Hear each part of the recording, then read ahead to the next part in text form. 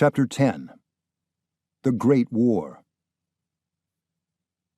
Despite his immense loot, Rockefeller lived in fear of poverty, and he instilled this fear in his offspring in such intense degree that his fear of poverty has become a fixed paranoid characteristic of the dynasty. Rockefeller yearned, above all things, for security for himself in his piracy. This meant to him that he must loot and despoil everyone, enslave the world, and rob everyone else of their possessions and security in order to make sure that no one more ruthless and criminal than himself could arise and rob him of his loot. Like an ugly and monstrous spider, John D. sat in the midst of a vast sea of conspiracy in which he had entrapped the USA and the rest of the world, ready to pounce on and devour his victims, mankind. Emanuel M. Josephson, The Federal Reserve Conspiracy and Rockefellers, 1968. Students are taught in schools and universities throughout the United States that the cause of World War I was the assassination of Archduke Franz Ferdinand, the heir to the Austro-Hungarian Empire, by a Serbian nationalist on June 28, 1914. The murder, according to this scenario, prompted conflict between Russia, Serbia's ally, and Germany, the Austro-Hungarian protector. This conflict caused the various European countries to fall like dominoes into the abyss of war, since they were bound by a network of alliances. A matter of oil. But World War I, like all wars, was caused by economic interests, and plans for the global conflict were underway decades before the assassination of Archduke Ferdinand. The creation of the German Empire under Bismarck had upset the balance of powers that existed in Europe for more than 2 centuries. England ruled supreme over the continent until 1871. This supremacy had been repeatedly challenged by Spain and by France, but England always remained victorious. Because Germany grew increasingly stronger by acquiring colonies in Africa and by building up its military force, it became a severe threat to the economic hegemony of England.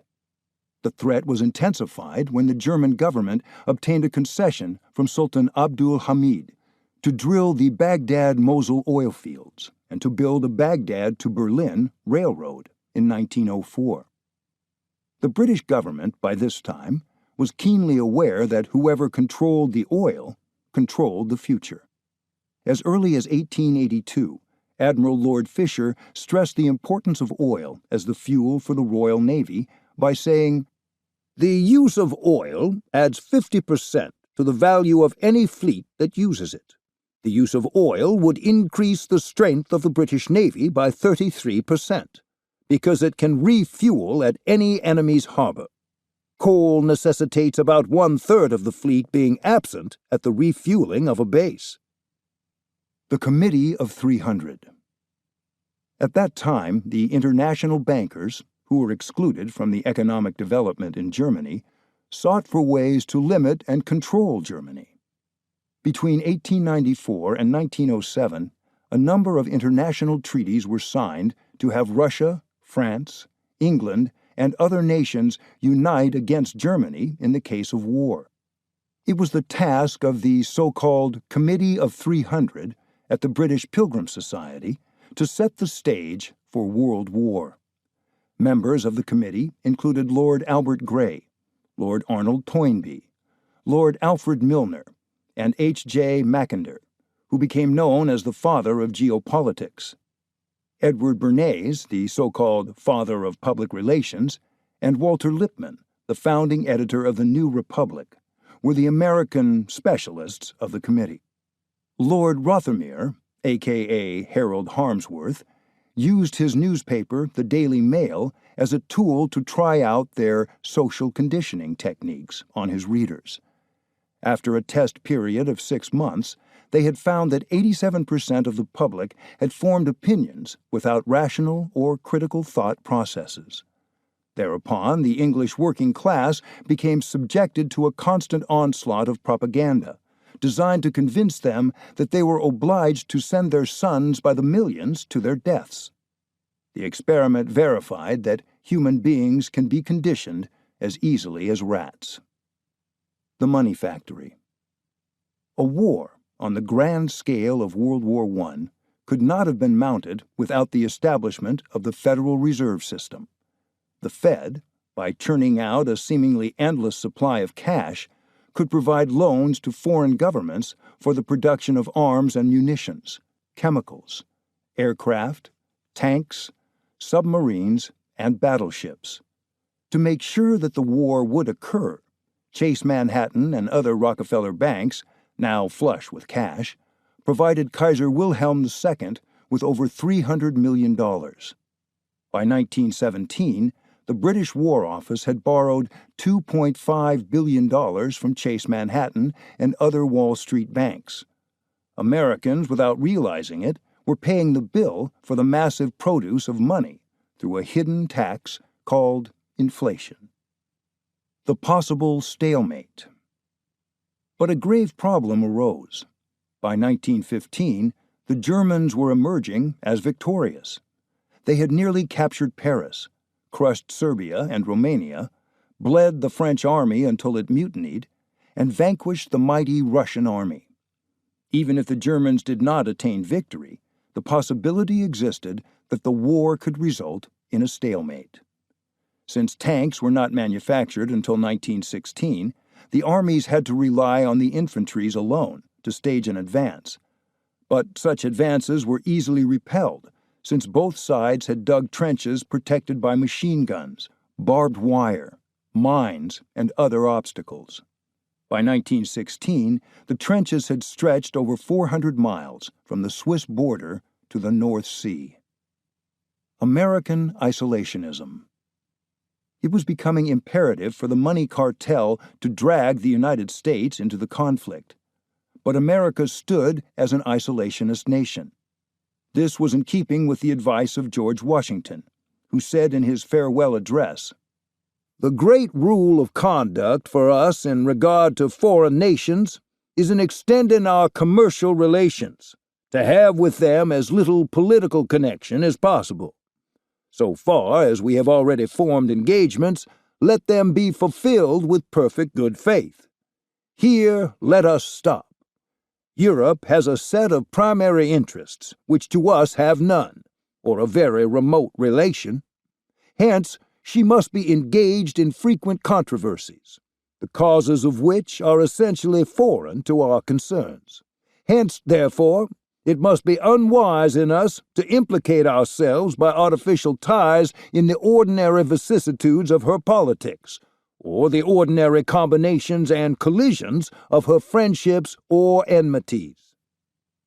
Similarly, Thomas Jefferson, in his inaugural address, pledged peace, commerce, and honest friendship with all nations, entangling alliances with none. This tradition of isolationism was fortified by the millions of immigrants who came to America to escape from oppression. During the 1800s, the United States spanned North America without departing from its stance of isolationism. It fought the War of 1812, the Mexican War, and the Spanish-American War without forming foreign alliances or fighting on European soil. A creditor nation. The problem of enticing the American government to the European slaughter was further compounded by the fact that Rockefeller, Morgan, and other members of the cartel were making a fortune by supporting both sides in the struggle.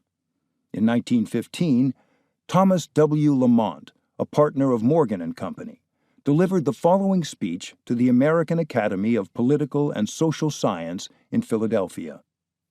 "We are turning from a debtor into a creditor. We are piling up prodigious export trade balance. Many of our manufacturers and merchants have been doing a wonderful business in articles relating to the war, World War I. So heavy have been the war orders running into the hundreds of millions of dollars that now their effect is beginning to spread to general business. This question of trade and financial supremacy must be determined by several factors, a chief one of which is the duration of the war. If the war should come to an end in the near future, we should probably find Germany, whose export trade is now almost wholly cut off, swinging back into keen competition very promptly. Another factor that is dependent on the duration of the war is as to whether we shall become lenders to foreign nations upon a really large scale. Shall we become lenders upon a really stupendous scale to these foreign governments? If the war continues long enough to encourage us to take such a position, then inevitably we would become a creditor instead of a debtor nation, and such a development, sooner or later, would tend to bring about the dollar instead of the pound sterling as the international basis of exchange. The money began to flow in January of 1915, when the House of Morgan signed a contract with the British Army Council and the Admiralty. At the advent of modern warfare, the first purchase, curiously, was for horses, and the amount tendered was $12 million. But that was but the first drop in the banker's bucket. Total purchases from the Allies eventually climbed to an astronomical $3 billion. Morgan's office at 23 Wall Street became mobbed by brokers and manufacturers seeking to cut a deal. Each month, Jack Morgan presided over purchases that equaled the gross national product of the entire world just one generation before. The British concession. The problem of securing America's involvement in the struggle was solved by Winston Churchill, the First Lord of the Admiralty. Churchill persuaded David Lloyd George, the British Prime Minister, and other leading members of the government to yield to the money cartel's demand that the British concede their claims to the rich oil fields of Saudi Arabia, one of the empire's vassal countries, to the Rockefellers. In exchange for this concession, the Rockefellers and other cartel members would participate in staging events that would bring America's doughboys to the killing fields of France. A manufactured atrocity. An incident had to be manufactured, which would provoke the American people to abandon their stance of isolationism and to enter the fracas. It came with the sinking of the Lusitania by a German submarine on May 7, 1915. When the ship went down, 1,198 civilians, including 128 Americans, died, and the seemingly unprovoked act of aggression against a passenger ocean liner served to arouse anti-German sentiment throughout the country.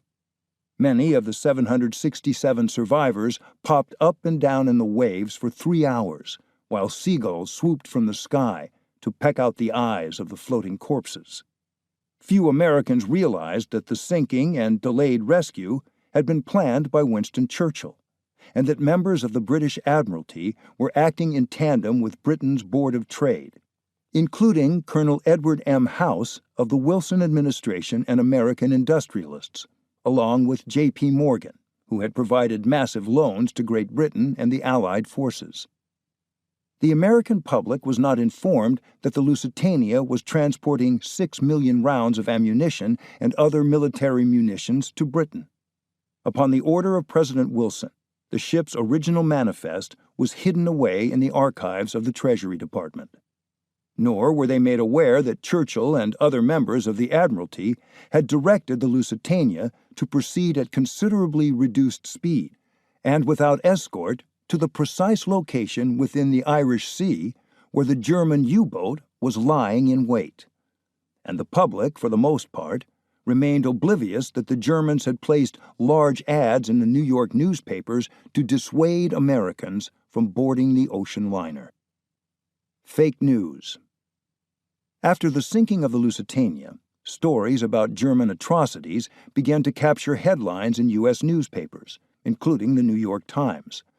One story reported that German soldiers were deliberately mutilating Belgian babies by cutting off their hands, and in some cases, even eating them.